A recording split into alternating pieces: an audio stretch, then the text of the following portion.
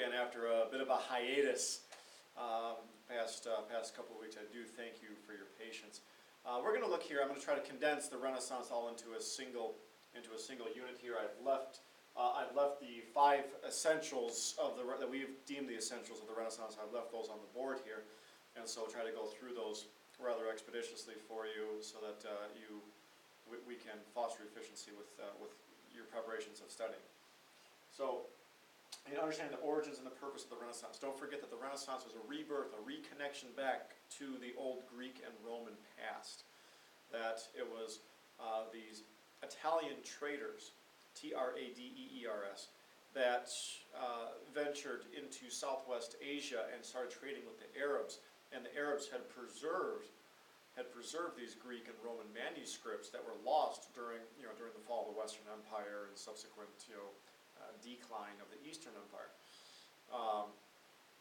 And so it was during that time that the Arabs had preserved these manuscripts, and the Italians, through the expansion of trade, brought a lot of those ideas back with them and got reconnected back with their Greek and Roman past. And so suddenly things take on a more classic look to it, which had a profound influence on art, on architecture, and just on society in general.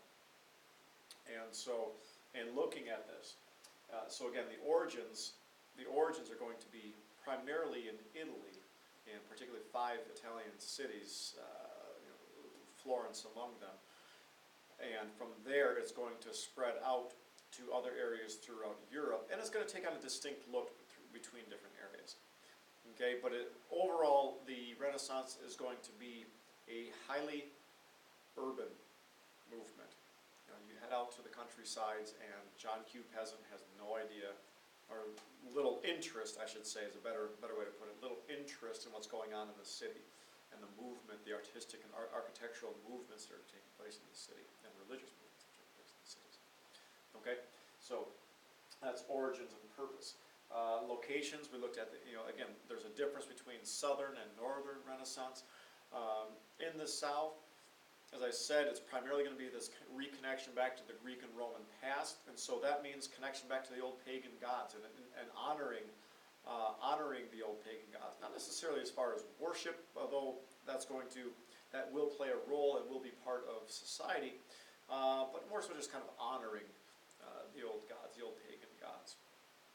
And you see that primarily in the South in artwork and in the frescoes that they had painted, that the artists such as Botticelli and Michelangelo had painted in the South.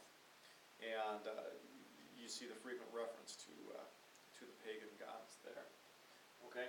And whereas in the North, in the Northern Renaissance, in Northern Europe, the Renaissance movement was much more pious, much more Christian-based, but it's still based on this idea of humanism, that humans have the ability to do certain things, and so that means that humans can ultimately understand God, which is ultimately going to then lead to the Reformation. We'll talk about that. That's in the next lecture.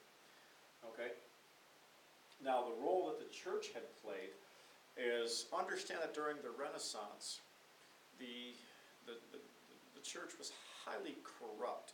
Okay, and people were aware of the corruption. And the issue that they had with the church was not with the doctrine. All right, so I talked about this pagan movement. And no. The issue was not with the doctrine of Christianity. The issue is with the people who are running the church. Okay, I want to make sure that's one point I don't think we really highlighted in class all that much, but I want to make sure that you're aware of that now. Okay? And we've talked about the corruption of the Medici. I don't need to go into great detail on that again. But just know that the church itself was initially funded by the Medici, and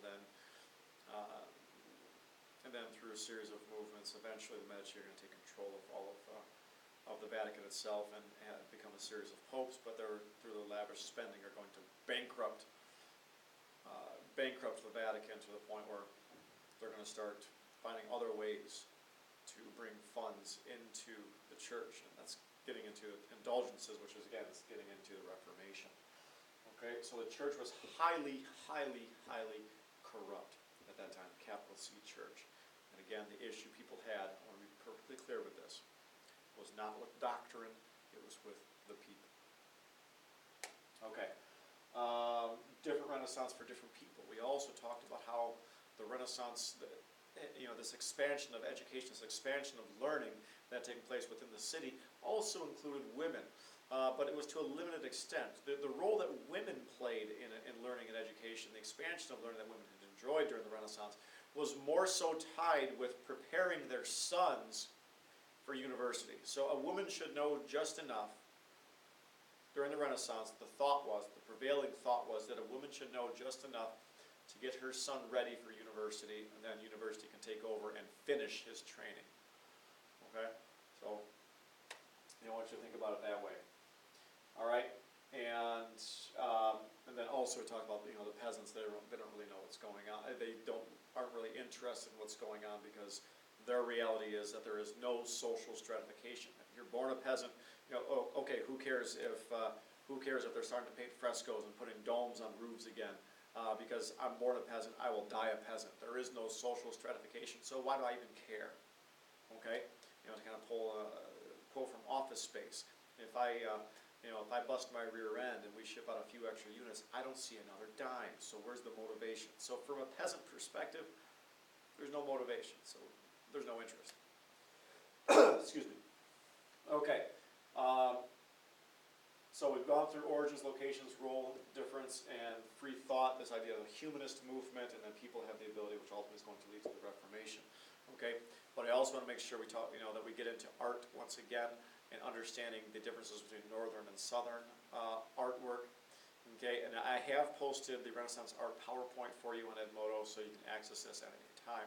But know that in the south, it's going to be, again, more pagan, and it's going to be more likely to be a fresco. Again, fresco is like wet plaster that you have to paint while it's wet. Extremely difficult, time-consuming. The Sistine Chapel, for example, is a fresco. Took took Michelangelo, years in order to complete.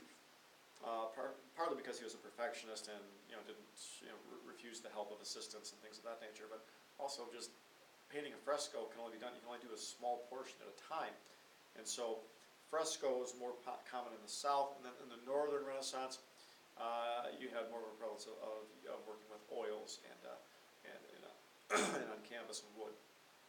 Okay, so just in a quick nutshell, that is the Renaissance. We're going to come back and I'll give you your quick lecture on the German portion of the Reformation. So we're going to focus primarily on Martin